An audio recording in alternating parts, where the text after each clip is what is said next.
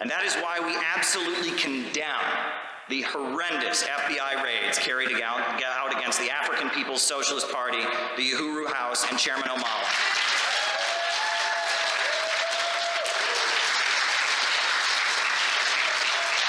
Please stand up, comrades.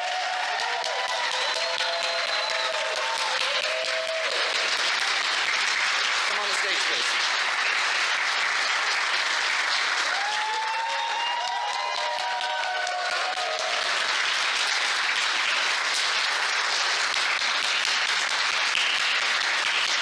The FBI raids must now stop. Must stop immediately now. Stop the raids.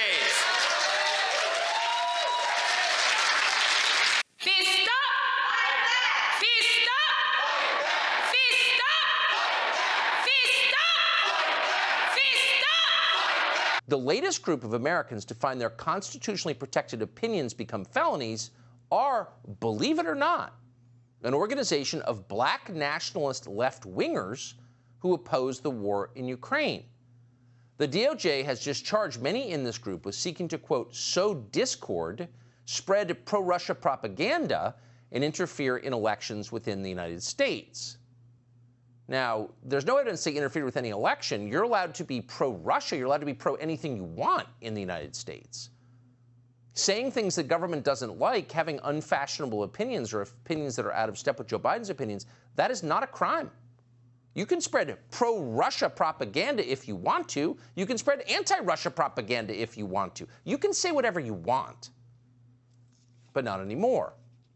According to the indictment, the criminals in question, quote, wrote articles that contained Russian propaganda and disinformation. Huh? They also gave speeches and posted videos that annoyed the State Department. Of black freedom for my entire life. I've never read of a moment since the beginning of a colonial mode of production where black people have been free. And yet they're saying that we are agents of some foreign power. Because we say black people must be free. Okay, again, we're not defending that guy because we agree with all of his views. We probably don't. That is totally irrelevant. Whether you agree with what someone is saying has nothing to do with his right to say it. Americans are allowed to say what they think is true, period. Please come up, Caleb Maupin from Center for Political Innovation.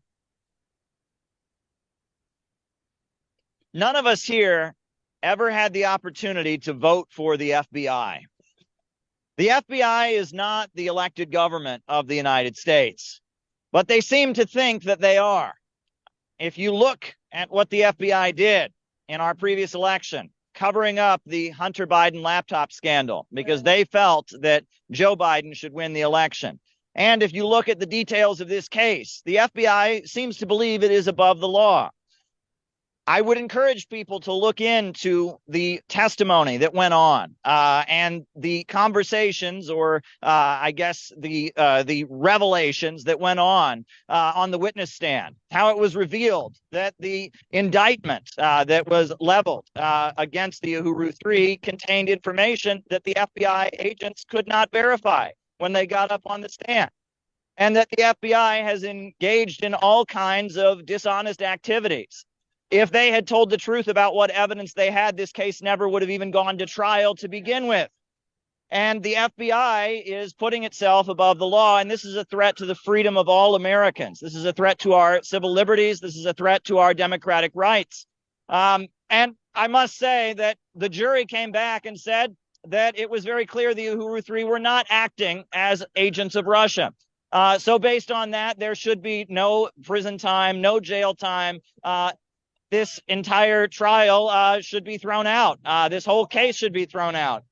But I must also say that I don't consider the activities of the Uhuru 3 to be working against the interests of the United States. They travel around the world. They're connecting us with different countries, and they're working in the interests of America. Because the only future that America is ever going to have is with the new economy that is emerging in the world today. The Western financial system is falling, and the new economy of the world today, which is in Africa, which is in Russia, which is in China, that is the future. And the only future America will ever have is to be part of that economy, connecting us with people around the world, making America really a country that could trade and interact with the world in a more prosperous way, in a win-win way, a way based on win-win cooperation, not a zero-sum game. That is the future. So there should be no jail time. The conviction for this conspiracy charge needs to be completely thrown out. The FBI needs to be charged for the way that they conducted themselves in this case and the way they are violating the freedoms of Americans. Thank you. So, the first award that we want to hand out, it's pretty obvious who it should be for. We have a representative here of the organization that battled in federal court for our right to say the kind of things that we say here. And John McCarthy, our member here in Chicago, has done more than anybody in the CPI to stand with the organization. So I felt it was best for John to help. We're going to give the award to a representative of the People's Democratic Uhuru movement. So this is our award. John? Yeah, first of all, on behalf of CPI, the Center for Political Innovation, I would like to thank the Uhuru movement and the African People's Socialist Party for sending a representative to us at this time, because right now their headquarters in St. Louis are in emergency crisis mode because the United States government, the colonialists, and the city of St. Louis are using the cover of tornado damage to try to clear out the population of the poorest black neighborhood in St. Louis. And basically, like it was something like 6 weeks ago, there was massive tornado damage all over the city of St. Louis. Knocked out the power, destroyed homes. Within days, actually in some cases within hours, right? In the wealthy part of the city, they restored the power, right? And started repairing the damage. It took weeks for them to restore the power to North St. Louis, the poor black area. And then once they did restore the power, instead of helping reclaim these houses, clean up the property, do repairs, the state, the government, went around putting tags on people's houses, 3 different color tags, green, yellow, and red. If you got a red tag, and this is thousands of houses got a red tag, the city forced the power company to shut off the power to those buildings. Took them weeks to restore it, and then once it was restored, they ordered the power company to shut it down. Now, this would be bad under any circumstances. You know, it's gentrification on steroids. But what's worse is the reason why they're doing that. There's a thing called the Geospatial Intelligence Agency, or something to the National Geospatial Intelligence Agency, that does the signal processing for our missiles and for the drones all over the world. The main one is near Washington, D.C. I think it's in Virginia. The second one that they opened up just a few years ago is in St. Louis. And they're ramping it up. They want to expand it. And they want that land. So they are clearing out the black population of North St. Louis, or trying to, in order to house the generals and the scientists and the engineers for this geospatial intelligence agency. So there's a saying you probably heard, a lot of leftist groups say it, the fight internationally is the same as the fight here at home. Chairman O'Malley Yeshitala says that all the time, Caleb says it, right? But it could never be more explicit than what's going on right now. They are trying to clear the black population of St. Louis off of their land so that they can use that land in order to clear Palestinians off of their land. And we're not going to tolerate this. And Chairman Omali Yeshitela and the African People's Party, African People's Socialist Party, as usual, are engaged in a fight back. Right? They've got volunteers from all over the city and actually all over the country doing what the government is supposed to be doing, right? Repairing those homes.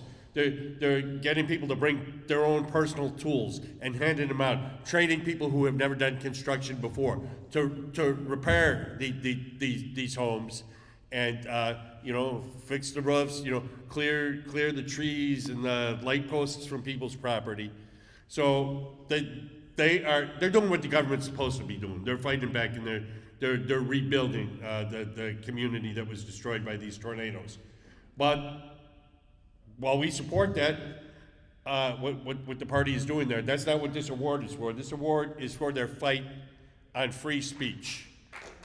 For 50 years, Chairman Omali Yeshitela has been going all over the United States and all over the world, everywhere from Ireland to Oxford to Spain and all over the United States, giving the same speech, right, about how what's being done to black people here is a genocide, and that reparations are owed for this. Same speech, 50 years, right?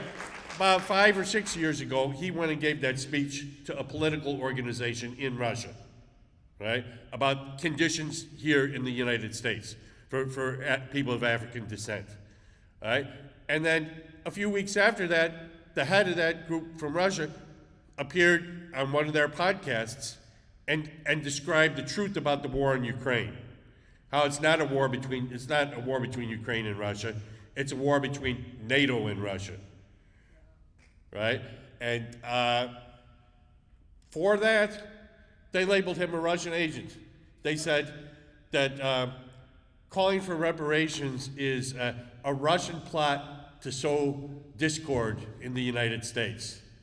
And for speeches and webcasts and articles, they tried to throw him in jail for 15 years. And what they expected him to do is cut some kind of a plea deal. You know, the way, like when they charged Trump as being a Russian agent, like his people cut all kinds of deals, right? They ratted each other out, right? They caved, right? And they expected Omali Yeshitela to cave, and boy, were they way off on that. Mm-hmm. He staged a fight back, which the Center for Political Innovation was a part of. The courtroom was packed, with standing room only. They had, against their will, open up a second room, right, for all the people who came to observe what was going on, and he won. They made two different charges. They charged him with being a Russian agent, and then they charged with conspiracy to defraud the U.S. government. In other words, conspiracy to hide the fact that he was a Russian agent, not filing, right? So as a result of the instead of treating it like a legal case, he treated it like what it was, a political assault, right? So he took it to the streets, not just to the court. And the jury acquitted, right? They ruled not guilty for being a Russian agent, but out of fear of the U.S. government, right, to the lesser charge, they said guilty, right, of conspiring. So they weren't Russian agents, but they were conspiring to be Russian agents, which makes no sense at all. You can't be conspiring to do something that you didn't do. And they were sentenced to what do they call it? Community service, right? Which is what they do for a living anyway, right? Right? They rebuild their community. They take vacant lots and abandoned buildings and turn it into clinics, housing for ex-offenders, farmers markets, restaurants and food deserts, right? So they basically sentenced the Uhuru 3 to do what they were already doing. But this conviction still must not stand, right? It should not be a conviction because that has a chilling effect. They filed an appeal. We're backing that appeal. They're going to win. But by not taking that deal like they wanted, right, And by fighting back and by organizing the people of the community and people all over the country, all over the world, really, Chairman Omali Yeshitela has defended all of our rights. That's right.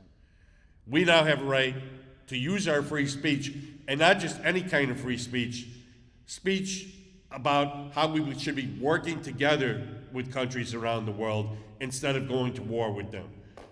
So he saved your right for free speech, and he probably saved the lives of your children and grandchildren. We now have a chance to use our speech to defend their right to live. And for that, we are grateful to the party, and we vow to use that gift that he has won for us to stop these wars and build a world of prosperity instead of a world of death. So, if the Kabula representing the People's Democratic Uhuru movement would come up, please. These are heroes. They fought for our freedom. The only reason we're here today is because they fought for us in federal court. It's an honor to have you here. You are heroes. Thank you. Hands off Uhuru! Hands off Uhuru! Hands off Uhuru! Hands off Uhuru! Hands off Uhuru!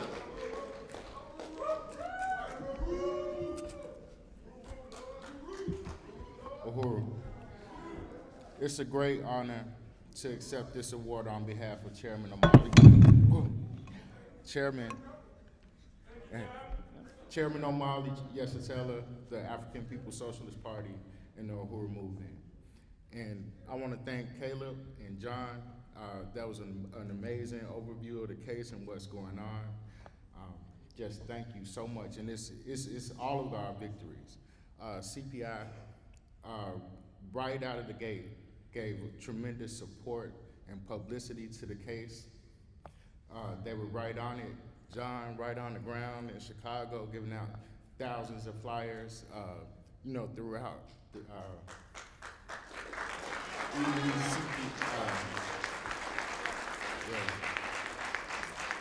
And all of you who stepped up and fought back. This was an amazing fight back, and it continues. I just want to say, go to handsoffuhuru.org and also to blackpowerblueprint.org, which is leading a tornado response, trying to put City Hall to pay reparations to the African community and clean up after this tornado. The African community in St. Louis will not be displaced. We're going to fight back and win this victory too.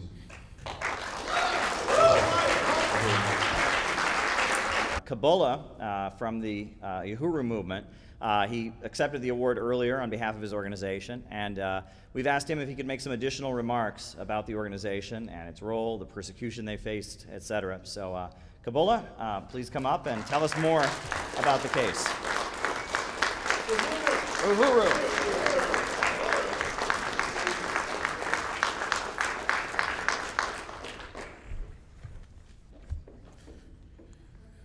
Uhuru. 3 years ago this month, at 5:47 a.m., FBI SWAT teams and armored vehicles kicked down our doors, not to arrest criminals, but to criminalize black liberation. They came with rifles, pointed at children, seized our laptops, tore apart our archives. Why? Because we said the U.S. is an imperialist power, that Africa deserves reparations, that African people charge the U.S. with genocide, and that the Uhuru movement is winning. That's intolerable to them. But 3 years later, we're still here. 3 years later, they lost in court. 3 years later, we're taking a fight to the appeals court. Amen.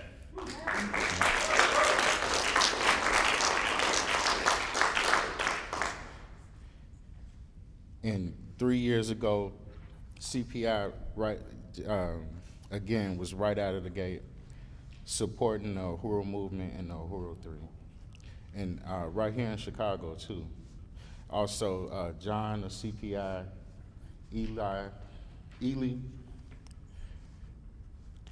and other activists and organizers all came out on the streets at the L stations on busy street corners from the south side to the north side, literally getting the word out and organizing.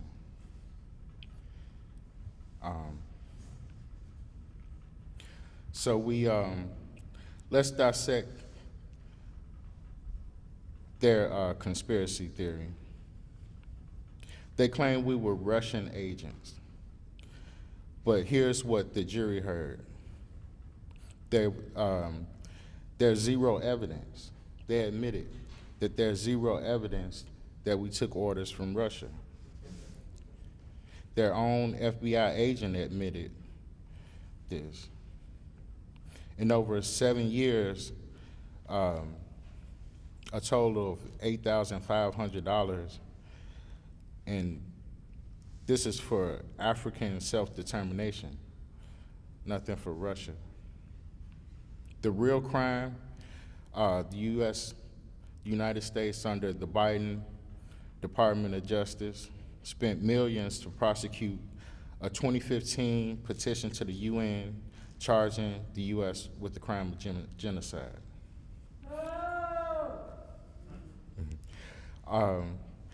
Articles about NATO expansion and speeches against police terror. The movement that fought back, they didn't expect Caleb to be out here organizing, getting people together to fight back. They didn't expect us going door to door, getting flyers on people's police car with flyers about, anti-imperialism and fighting back against the FBI. Calling on regular, everyday people to take that bold of a stance and to expose what they're doing. So, over the course, there were 1,600 letters written in to the court in support of the Uhuru 3. There were overflow crowds at every hearing, on every date.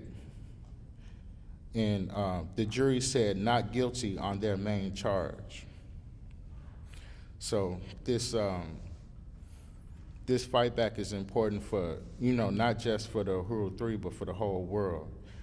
It's the same FBI targeting us raised Palestinian organizers.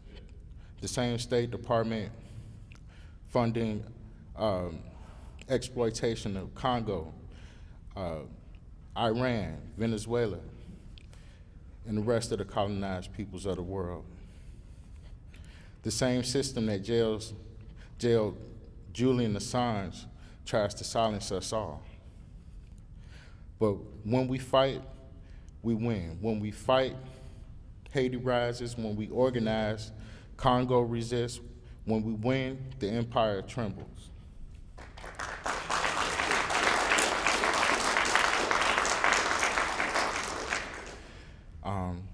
So I'm gonna call out, pull out your phones, go to Hands Off Uhuru. Sign up for the July 26th webinar, which is appropriately titled, When We Fight, We Win. And Chairman O'Malley has taught us that they fear the organized people, and they fear us more than we fear them. Uhuru. Thank you. All of our comrades, let's give a round of applause for all the great vocals. So I'm just going to be presenting an award, and I'm really, really honored and excited to do that. And this award is called the Voice of Resistance Award. Wow. And this goes to a comrade that we met very shortly after the FBI raids in July 29th of 2022. There was a conference held by the Center for Political Innovation in Chicago. Yeah. Len and several other comrades went out to that conference where we met this person that I'm about to present this award to. The mystery is growing. And from that day forward, this comrade was, he was, as like Penny's poem, two-fisted in the fight for anti-colonial free speech. Every opportunity there was to say the Uhuru 3, drop the charges on the Uhuru 3, you need to be talking about this case, he was there. Julian Assange's brother and father came to Chicago, he was there. Any politician that was holding forums or anything online that was going on in the chat, it was flooded with comments from this comrade talking about the Uhuru 3. He's been to St. Louis many times, marched for reparations with us, been to our convention now year after year since then. We love this comrade. He is incredibly witty, incredibly bold, and incredibly principled. And we present the Voice of Resistance Award to John McCarthy.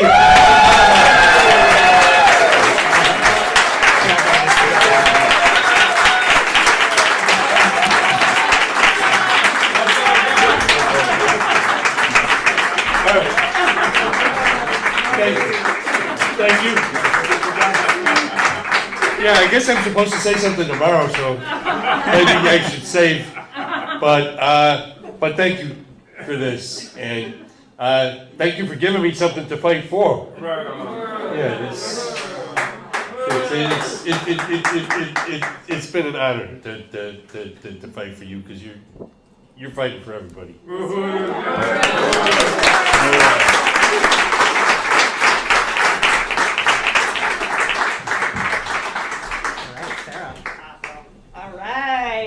Moving right along. Of the slave owners, and so you cannot look for justice there. What you have to fight is the political thing that it revolves around. This is what we took to help the lawyers to understand. The lawyers kept saying, "I've never seen anything like this before. I've never seen them do this kind of thing. I don't know why they take so long to make this ruling. I don't know," except because it's a political struggle, and they're dealing with the political situation in the world. Even that's why they're talking about Ukraine. Why in the hell are they putting me in jail because of Ukraine? Because we went against their objectives to dominate the world. They're talking about, and I appreciate what John was able to talk about. Because you're on the precipice of a third world war that can destroy the whole damn planet, and they want to put me in jail for being opposed to the fact that they are using Ukraine as a war to make against Russia. On behalf of the Center for Political Innovation, I would like to just give and express our deep admiration for the three defendants and what they put up with, what they struggled, how they endured. I also want to say that the Foreign Agents Registration Act, an absurd piece of legislation, was the basis of this prosecution. And that piece of legislation needs to be overturned. The Foreign Agents Registration Act is a threat to all Americans who advocate peace. It essentially criminalizes being friendly to other countries, and that piece of legislation needs to be overturned. That law is a threat on all Americans who advocate peace. We were honored as the Center for Political Innovation to raise this case at the United Nations, to raise this case at the World Youth Festival in Russia, and we will continue to raise this case. A full pardon needs to be granted to the Uhuru 3, because Donald Trump saw how that legislation could be weaponized against his own supporters as well. So Donald Trump needs to give a full pardon to the Uhuru 3 when he takes office. Thank you very much. Yeah. Also, did I say anything about the Center for Political Innovation? I want to, because these comrades were some of the first out of the gate. When this attack happened, they were first out of the gate. They didn't ask any questions or anything like that. They were the first out of the gate, and not only in words. They began to take actions everywhere they were located. We can see the actions they were involved in, defending the Uhuru 3 and opposed to what the FBI was doing to us, trying to do to us. And they understood the relationship that it had to the whole question of free speech for everybody. But I just wanted to say that the CPI, John, and then Caleb and John, Center for Political Innovation. Yeah, I saw Caleb in this video, Comrade Caleb, and he was on a platform. Vladimir Putin, President Putin, was on the stage. And Caleb was in the audience, and he raised his hand and was recognized. And, he said that what was happening with the Uhuru 3 and that they were using the Russia kind of thing as the basis for that, and he put it, before them, and I thought that was really powerful and really good.